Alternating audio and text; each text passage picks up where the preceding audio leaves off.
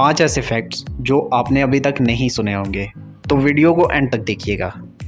Fact number 1, मुर्गी एक वक्त में एक ही अंडा देती है, मगर मकराल मछली 5 लाख तक अंडे दे सकती है।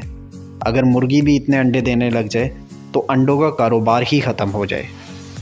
फैक्ट नंबर 2, जानवर अपने बाल नहीं कटवाते, फिर भी इतने खूबसूरत लगते हैं।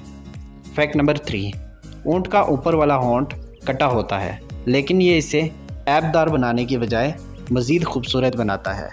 इससे ऊँट को कांटेदार दरख्तों और झाड़ियों को खाने में आसानी होती है और नाक से निकलने वाली नमी वापस मुंह में जाकर खुश्क मौसम में पानी की कमी से बचाती है।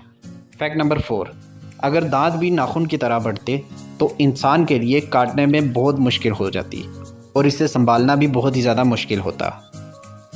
फैक्ट नंबर 5, सैमन मछली मीठे पानी में पैदा होती है, फिर सैकड़ों मील का सफ़र तय करके समुंदर में पहुंचती है, फिर कुछ साल रहने के बाद फिर एक तवील सफ़र तय करके उसी जगह पहुंच जाती है जहां वो पैदा हुई है और वहां पे जाके वो अंडे देती है। इस तरह की मज़ीद वीडियो जानने के लिए हमारे चैनल को सब्सक्राइब कीजिए और लाइक के बटन को लाजमी दबाइए।